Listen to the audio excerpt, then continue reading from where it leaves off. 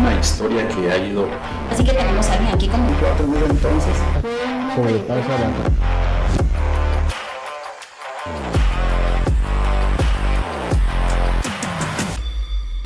Hoy nos acompaña el oficial mayor Luis Antonio Leonardo Aguirre, que actualmente está como comandante ejecutivo de nuestra institución.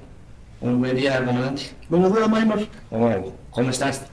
Pues bien, gracias a Dios, aquí siempre en la lucha del día, Sí. con el día a día en cuestiones del trabajo que, gracias a Dios, primero tenemos y que también es nuestra pasión, ¿no? Es algo que lo hacemos con mucha dedicación. Por supuesto, nuestro trabajo pues implica muchas situaciones que para la población tal vez son difíciles, ¿verdad? Nos agrada mucho hacer nuestro trabajo, pero no en el sentido de que le pase algo a alguien o a costa del dolor ajeno, ¿no? Sino porque tenemos la oportunidad de estar tal vez en esos momentos muy difíciles de alguien, poderlo apoyar, poder ayudarle a sobrepasar, digamos, esos momentos, y en muchas ocasiones, tal vez en los últimos momentos de la vida de alguien. Como a muchos pues nos ha pasado, yo recuerdo siempre algunas situaciones que he vivido en la atención de emergencias. Cierto, hoy estoy en una situación de administrativa operativa, ¿verdad? Mi puesto implica otras situaciones, pero en mi formación como bombero pues pasé muchos momentos difíciles, muchos momentos tristes. Recuerdo el caso de un repartidor de aguas gaseosas en la colonia de Villalobos. Cuando nosotros llegamos a atenderlo tenía una herida por escopeta en el abdomen. Y en todo el camino hacia el hospital íbamos atendiéndolo y él nos decía: bombero, ayúdame, bombero. Yo quiero ver a mis hijas. Según comentó en ese tiempo que lo llevamos, acababan de nacer sus gemelitas. Sí, pues. Y él decía: ayúdame, tengo a mis dos bebés. Y yo le decía: no te preocupes, vamos a llevar al hospital. En ese momento se pone en el papel del paciente, ¿verdad? Sí, existe siempre esa empatía con el paciente, y es lo que le hace a uno mejorar y hacer bien las cosas. Pero resulta que cuando llegamos al hospital lo entregamos a los médicos y bueno, ellos se hicieron cargo de él ya adelante, pero lamentablemente él falleció. Siempre se grave la herida. Entonces yo siempre venía a mi mente y decía: la pichica pobre, ¿verdad? Porque sus dos hijas acababan de nacer y él quería verlas crecer. Por supuesto son decisiones no son situaciones en las que uno pues está fuera del alcance de nuestros. Todo está en las manos de Dios y Él sabe qué es lo que permite para cada uno de nosotros. Comandante, yo tuve la oportunidad de trabajar con usted en pocas cosas, en pocos eventos. Quizás parte de mi formación, no recuerdo si fue como aspirante o ya estando ahí aquí en la segunda, que nos fuimos a un rescate al final a las 6 de octubre, la verbena. Íbamos con Edwin Marino, no sé si recuerda. Usted es una persona muy disciplinada y hasta la fecha continúa con esa disciplina. Sin embargo, me recuerdo de esas emergencias. Otra que tuve con usted fue el granadazo que hubo ahí en un bus, en el Trébol. Pero de todas las emergencias que usted ha vivido, hay algo que a mí se me viene a la mente, que yo recientemente en el 2023 viví una situación parecida a la suya, que fue el rescate del puente. Fue una situación bien compleja, bien complicada, puso su vida en peligro al máximo, pendiendo del Nilo, siempre confiando en el compañero que está del otro lado. ¿Podría comentarnos un poco de esa experiencia? Es bien difícil, ¿no?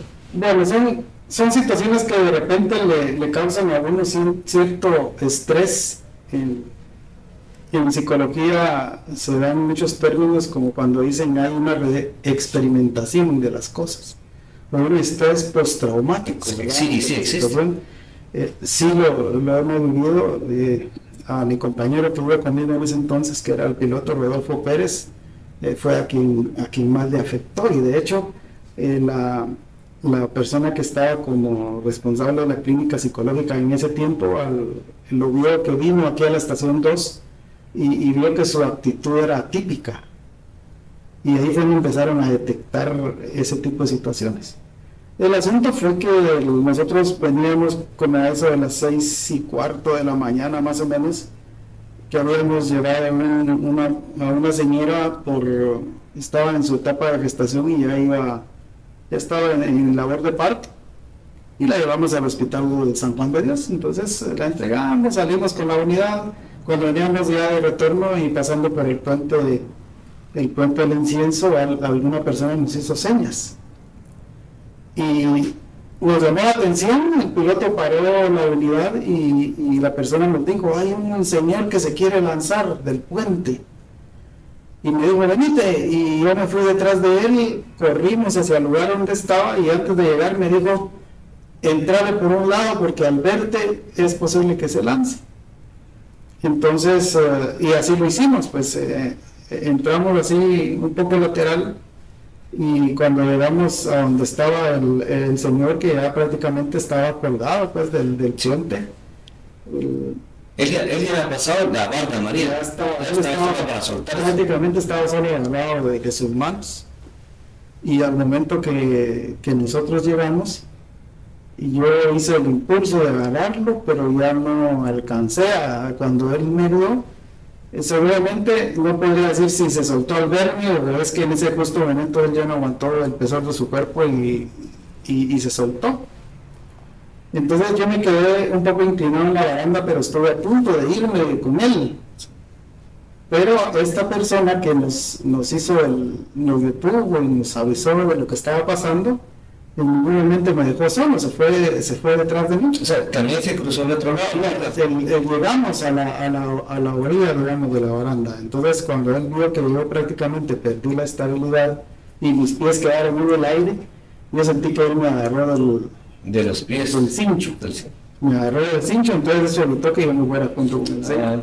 Pero en ese proceso, y es algo que siempre lo digo yo en mi mente, es que vi toda la caída del señor, ¿no? Entiendo esa parte. Hasta que llegó al fondo, y yo solo logré ver que los arbustos que estaban en el fondo se separaron y después se volvieron a cerrar.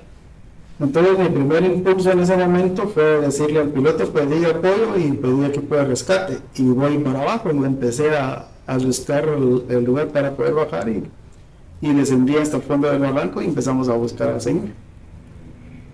El asunto es que a veces hay cierta frustración, ¿verdad? Y empiezas, si yo tan solo hubiera llegado, y en vez de ir por arriba me hubiera metido entre las dos piezas de la baranda, y le hubiera agarrado la cintura, empieza uno: si yo hubiera hecho esto, si hubiera hecho lo otro, de repente el señor no hubiera fallecido. Pero al momento que él cae, usted no entró en una crisis de shock, de la impresión de ver todo eso y, o sea, volverse a cruzar, o pudo controlar todavía esa crisis.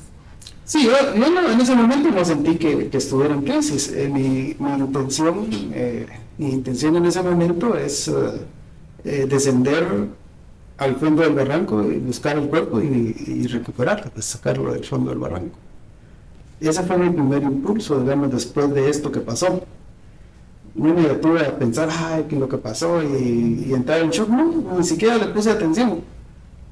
El asunto fue después, cuando llegamos a la estación, y mi compañero, cuando íbamos en el camino, Rodolfo Pérez me decía: recogimos todo el equipo.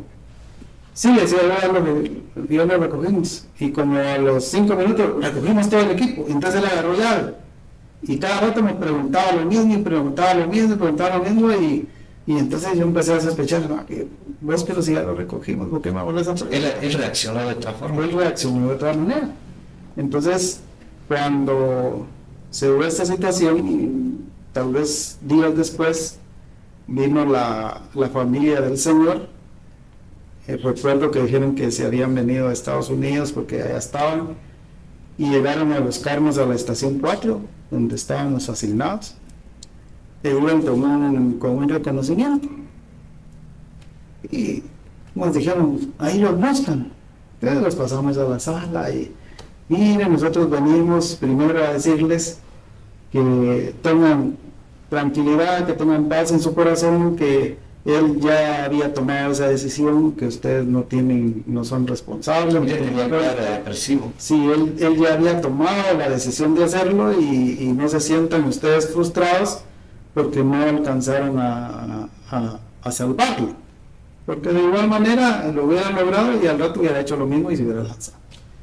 Entonces eso como que nos confortó un poco a nosotros, ¿verdad? Que la familia estaba consciente de eso y la verdad se nos hizo un nudo en la garganta, pues. Sí, volver a recordar otra vez y la familia. Entonces son situaciones que muchas veces afectan al bombero, pero muchas veces no le ponemos interés a eso, o sea, no pensamos en que es algo que de alguna manera afecta el estado de ánimo, nuestra salud mental. Correcto. Es muy importante la salud mental. Pues esa ha sido también la mayor situación que he tenido a ese respecto. Como digo, en ese momento yo no lo vi así, o sea, nunca pensé en que hubiera o pudiera existir algún trastorno o alguna alteración de mi estado de ánimo, ¿verdad? Que al final pues ya son situaciones un poco más psicológicas que otra cosa. Sin embargo, pues en toda la carrera de uno, pues uno siempre busca la manera de alcanzar el objetivo y ese objetivo pues es salvar vidas. Sí, pues, proteger viernes, cuidar el medio ambiente, que son nuestros primeros objetivos. Bueno, ¿y cuánto tiempo tiene usted de ser bombero? Bueno, yo tengo 32 años de haber ingresado a la escuela de bomberos. Sí. Sí. ¿Cómo era antes el ingreso a la escuela? ¿Cómo era el proceso? Porque ahora es un poquito... Los tiempos van cambiando, van evolucionando. Bueno, es un proceso un poco más sencillo, ¿verdad? Es el hecho de ingresar a la escuela, únicamente uno hacía constar que tenía el sexto primaria y con eso empecé a recibir las clases y bueno. Hoy en día es muy diversificado, por lo menos. Sí, las cosas pues han ido evolucionando como todo. Yo siempre he dicho de que así como la sociedad va requiriendo más cosas, va demandando mayores situaciones de los entes públicos, de esa misma manera el cuerpo de bomberos tiene que ir evolucionando y tiene que ir cambiando. Algunos de los procesos que hoy en día se van de la mano muchas veces con la tecnología. Yo recuerdo que antes tomaba uno fotografías de las escenas y con su rollito de película iba a nuestro diario, iba a La Hora o iba al gráfico. En ese entonces, prensa libre, y ahí le revelaban a uno el cartucho, pues porque, estuve poco tiempo en relaciones públicas y ese era el procedimiento. Hoy en día, pues ya tenemos otra tecnología y de igual manera en el trabajo propio de bomberos hay otras tecnologías que van demandando de un mayor conocimiento, van demandando inclusive un nivel académico un poco más elevado. Recuerdo también que antes los reportes, por ejemplo, se hacían a mano. En una ocasión llegó, me recuerdo, Leonardo Ambelis estaba en secretaría y estaba Luis Azardo que apoyaba en el Departamento de Relaciones Públicas, y yo hacía los boletines en máquina de escribir y así a picapollo, y de repente me confundía la palabra y todo, me tocaba volver a hacer otra vez el boletín y todo iba terminando, y por no dejar mal escrito tenía que volverlo a hacerlo. Cuando llega Azardo y me dice: ¿querés estar al día? Me dijo, espérame, ahorita regreso. Y se fue a la oficina y fue a traer una computadora de aquellas de que es cuadrado, y que solamente salían letritas amarillas, ¿verdad? Solo de letras. Y me empezó a enseñar cómo usar la computadora, y desde entonces empezamos a hacer los boletines ya en computadora, ya solo le damos impresión y ahí salían hasta 2 boletines, ¿no? Y entonces así ha ido avanzando. Hoy en día en las estaciones tenemos computadoras, tenemos sistemas que nos permiten a nosotros meter la información de todos los servicios que cubrimos y de hecho está en una línea en la que toda la información está ahí, ya no almacenamos grandes softwares. Entonces todo eso va evolucionando, y si hablamos propiamente de atención de pacientes, también hay muchas cosas que han cambiado, mucha tecnología, muchos equipos que se han ido modernizando. Antes se subían a los pick-up a los pacientes, y si mucho teníamos células que nos servían para inmovilizar las fracturas, y de hecho bromeamos y decimos, antes solo era carga y corre, ¿verdad? Cargar, subir y llevar. Entonces hoy en día ya hay una grabación de paciente, tenemos monitores que nos ayudan a saber los signos vitales del paciente. Desfibriladores. Y entonces todo eso ha ido cambiando. El cuerpo de bomberos municipales ha ido evolucionando junto con las necesidades de la población, y vamos a la vanguardia, digamos, en cuanto a la atención de pacientes, al control de incendios, y creo que esto va a seguir cambiando. Y haciendo un poco de remembranza, ya históricamente, precisamente recientemente tuvimos una reunión con veteranos de bomberos municipales, y estuvimos intercambiando ahí anécdotas, ellos contando lo que sucedió en sus tiempos, gente que decía, yo soy el casco número 37, yo soy el casco número 39, y uno viaja al pasado y dice, puchica, yo voy por el casco 3500, ¿verdad? Entonces, ¿cuánta gente ha entrado a la institución que ha ido teniendo sus experiencias propias? Y cuando empezamos a escucharles decimos, híjoles, todo lo que ha pasado en la institución, ¿verdad? Sí, incluso veíamos en unas fotos ahí de los bomberos de antes, con overoles, todos delgados, eran bien flacos. El prototipo antes del bombero era así, pues, ¿verdad? Entonces, haciendo un poco y conociendo un poco de nuestra historia, de nuestros antecesores, nos damos cuenta de que sí hemos avanzado bastante. Y les decían a ellos, pues ahí en la reunión, que todo lo que somos hoy en día ha sido gracias a ellos, a esos cimientos que formaron, esos cimientos que tuvieron ellos la dicha, pues, de establecer, para que sobre esos cimientos la institución siguiera creciendo y avanzando hasta hoy en día, ¿verdad? Sí, pues, comandante, ¿usted tuvo una figura, o cómo fue que decidió usted volverse bombero, y específicamente bombero municipal? Bueno, yo pues tenía alguien a mi cargo que era Santiago Jor.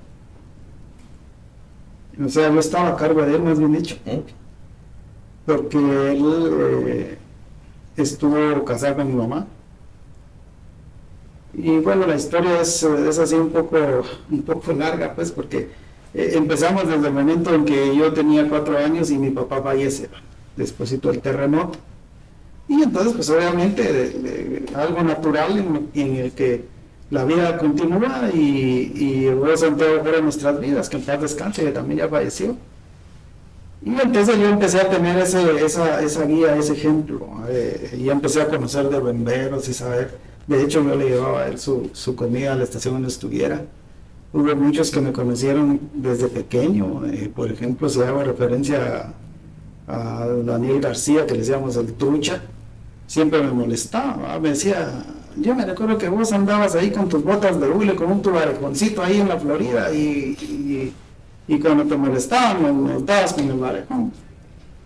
Con Melón Pérez, que es otro mayor que me vio pues prácticamente crecer, Aníbal Montenegro, que estaba en la estación 4 en ese entonces, que me conocieran así pequeñito, y entonces ahí empezó a surgir ese conocimiento, digamos, de que existían bomberos municipales.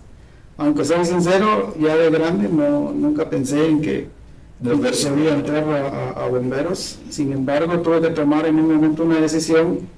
En ese entonces yo solamente había llegado a sexto primaria y quería seguir mis básicos. Y busqué dónde inscribirme, pero ya era muy tarde, pues ya ese año ya no se podía. Entonces vino Santiago y me dice, bueno, para que no pierdas el tiempo, entonces no te quieres meter a la escuela de bomberos. Y bueno, vamos, no, y me llevó con el mayor Rossi, él era el director de la escuela técnica. No era mi escuela técnica. Eran las estaciones. Bueno, ya existía la escuela como tal, estaba a la par, digamos, del antiguo edificio de la estación 2. Era un saloncito que sin mucho tenía capacidad para unos 40 elementos. Donde antes pusieron la clínica psicológica. Exactamente. Ahí esto siempre se llenaba, y los primeros meses gente parada atrás y hasta viendo por la ventana porque no cabíamos. Pero como iban pasando el tiempo en la promoción, pues ya iba bajando. Siempre hay quienes desertan por X o Y motivo. Entonces así fue como yo me presenté a la escuela y empecé mi carrera. Recuerdo que en ese entonces estaba el comandante Molina de instructor de química de fuego. Estaba el mayor Barrientos, que también en paz descanse, era nuestro instructor de atención hospitalaria, primeros auxilios. Estaba el mayor Jorge Rodríguez, como instructor de escaleras. El oficial Víctor Torres, que era nuestro instructor de equipo de protección personal. Estaba Barrientos Burrión, que era nuestro instructor de preparación física. Bueno, prácticamente los recuerdo casi a todos, pues, ¿verdad? Sí. Los tengo en memoria y puedo decirle que en ese entonces, pues, era las personas que empezaron mi formación como bombero. Tuve la oportunidad de conocerlos y trabajar algunos con ellos. Y como jefes ha sido muy exigente, no los imagino como instructores. Fueron bastante exigentes, de verdad. Yo creo que esa parte es la que lo hace a uno encontrar, digamos, esa línea, tener esa disciplina, esa entrega a lo que uno hace como bombero.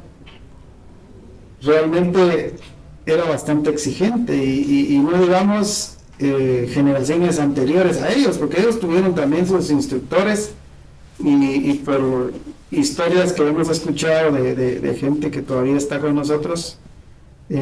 Cuentan que la situación era bastante demandante y me ven a mí como ya el patojo nuevo, ¿verdad? Bueno, me pongo con los programas y yo soy el patojo, el nuevo, el que tiene mucho que aprender. Gracias a los que tienen un año de graduados. Sí, y yo creo que esa transmisión generacional, ese desarrollo, digamos, que uno debe tener, y se los decía a ellos precisamente en la reunión que tuvimos, que muchas veces no tenemos memoria histórica. Los muchachos que tendrán tal vez 5 años, que tendrán 10 años atrás, desconocen e ignoran muchas cosas de estas personas. Y en una ocasión se dio una situación con un elemento de mi promoción que estaba en la estación central y era un personaje así un poco bolo, que quería entrar a la estación, se metió a la estación y el compañero lo fue a sacar y venga, se le dice, no puede estar aquí, y él le dijo, venga, y le fue a enseñar la unidad, creo que era la B7, que decía Mayor Esteban Cumín, y le dijo, ¿qué dice ahí? Le dice, Mayor Esteban Cumín, ese soy yo, le dice, ¿verdad? Entonces ahí ya cambió la perspectiva, pues ya se dio cuenta de que esta persona, un personaje muy emblemático, ¿no? muy emblemático, hoy en día puede ser muy controversial, ¿verdad? Para nuestra interpretación, era él, pues, ¿verdad? Y así pasa porque desconocemos a la gente que ha estado antes de nosotros, que ha iniciado esa labor que como todos nosotros también han tenido sus experiencias, han tenido sus anécdotas, han sido los héroes de ese momento, ¿verdad?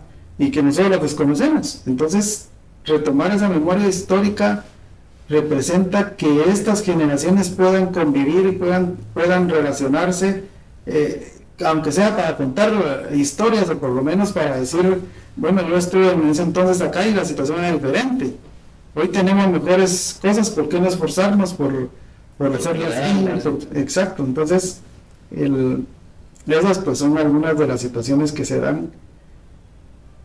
Y en lo particular pues puedo convivir con algunos que hoy no están en la institución y que me han dejado mucho aprendizaje precisamente por eso, porque hubo esa relación, hubo esa interacción entre lo que antes se hacía y lo que hoy se hace, que no ha cambiado su objetivo, que es de salvar vidas. Si seguimos siempre con el mismo objetivo, tenemos esas cosas en común, aunque hayan sido generaciones diferentes, aunque en ese entonces usábamos pick-up con toldos de 8 cilindros, gasolina, ¿verdad? Y que rugían esos motores cada vez que se arrancaban. Entonces, hoy en día pues tenemos otro tipo de unidades. Se ha buscado tener la seguridad con el personal. En ese entonces pues no se veía ese riesgo y así salíamos a las emergencias, colgados atrás en el navegado de los manerables, de los toldos, de los pick-up, y así corríamos las emergencias, ¿verdad?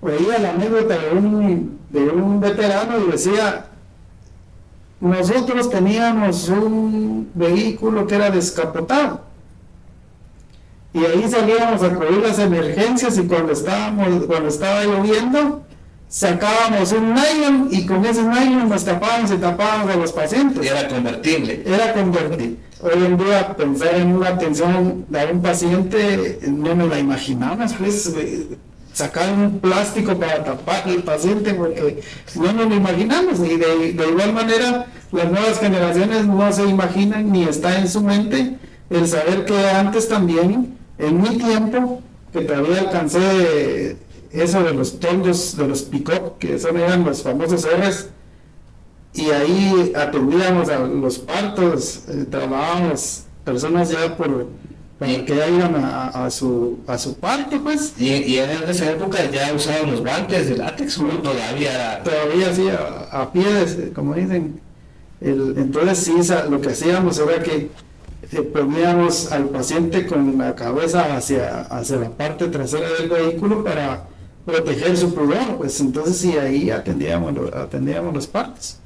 Entonces ya fue esa etapa en la que cada quien tiene sus vivencias.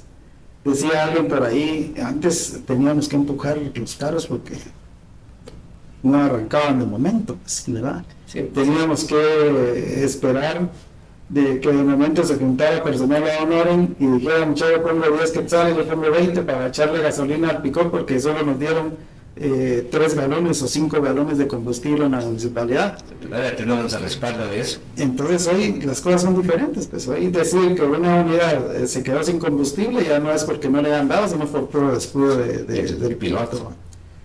Entonces creo que vamos en un proceso y seguiremos avanzando y seguiremos cambiando. No sabemos dentro de 10 años cómo va a estar la cosa. Tal vez andemos en drones cubriendo las emergencias, no sé. Cualquier cosa puede evolucionar, pero lo que sí estoy seguro es de que si la sociedad sigue cambiando, sigue evolucionando, nosotros también lo vamos a seguir haciendo. Hablando de la sociedad, comandante, ¿nos podría dar un mensaje para la sociedad? Bueno, en cuanto venga un bombero municipal parado ahí, no es cualquier persona, desde luego. Sí, definitivamente el bombero municipal es un personaje con una mística de trabajo que va en función de salvaguardar la vida, y creo que como persona, como un servidor público, merece respeto. La sociedad, pues estoy seguro que entiende y sabe que un bombero va a estar en ese lugar para tenderle la mano, para ayudarle, que va a arriesgar su vida por la vida de él o de ella, que va a dejar a su familia por estar ese tiempo al servicio de la sociedad, que van a pasar muchas situaciones de peligro, pero que ahí va a estar para tenderle la mano. Es una persona que, además de respeto, también merece ayuda, pues, ¿verdad? Podemos ayudar con cosas tan sencillas de decir, abramos espacio, háganse para atrás, ¿verdad? Cosas tan sencillas como educar a nuestros niños y a algunas personas adultas también. He tenido la oportunidad de estar en el Centro de Coordinación de Emergencias y parece increíble la cantidad de llamadas que entran al 123 de niños que están molestando, que en su inocencia ellos marcan el 123 y dicen bomberos y los saludan a uno con que llega la vida, pero no se dan cuenta que ese tipo de llamadas lo que hacen es limitar la respuesta de los bomberos ante las emergencias, porque en lo que estamos atendiendo una llamada que muchas veces es para maltratarnos, otra persona está intentando llamar y ser atendida. Es increíble la cantidad de llamadas que entran de niños molestando y de adultos, y me da mucha pena decirlo, pero hay personas adultas que en su ignorancia están llamando para molestar, para dar direcciones de una emergencia falsa, y nosotros, con el afán de servir a la comunidad, nos damos cuenta de que cuando llega a la unidad no hay tal emergencia, y han existido accidentes en donde han salido lesionados los bomberos y al final nos damos cuenta que era una llamada falsa. Y yo recuerdo un accidente que tuve ahí en la colonia Bosques de San Nicolás, que íbamos a un supuesto accidente en Colinas, y lamentablemente la persona en el otro vehículo se atraviesa la ambulancia y tuvimos el accidente. Gracias a Dios no hubo golpeados, y venían los señores voluntarios en el otro carril y nosotros chocamos, nos pasaron a preguntar si estábamos bien y les dijimos váyanse, ¿no? Porque seguramente iban a la misma dirección, y ellos se fueron y después regresaron y me dicen vos no había nada, era una llamada falsa, y es lo que no mide la gente. Están encerrados en una situación de estar molestando y no miden las consecuencias, lo que puede pasar a quienes pueden afectar, porque de momento, por estar atendiendo esa falsa emergencia, no pudimos atender a una persona que está tal vez con un infarto y con situaciones más críticas. Entonces creo que sí podemos ayudar como sociedad a respetar esa parte, a respetar a los bomberos, a respetar ese número telefónico que sirve para atención de emergencias y dejarlo disponible para cualquiera que pueda necesitarlo en su momento. Bien, entonces así es como terminamos, comandante. Gracias por acompañarnos hoy. ¿Algo que quiera agregar ahí a las futuras generaciones de bomberos? Bueno, las futuras generaciones de bomberos, digo, el bombero necesita coraje para poder hacer lo que nos gusta hacer. Y recuerden portar su uniforme con dignidad. Bueno, esta ha sido podcast de Bomberos Nuevos 3. Hoy nos acompaña el comandante Luis Antonio Bernardo Aguirre. No olviden utilizar el teléfono 123 con responsabilidad y seguirnos en nuestras redes sociales.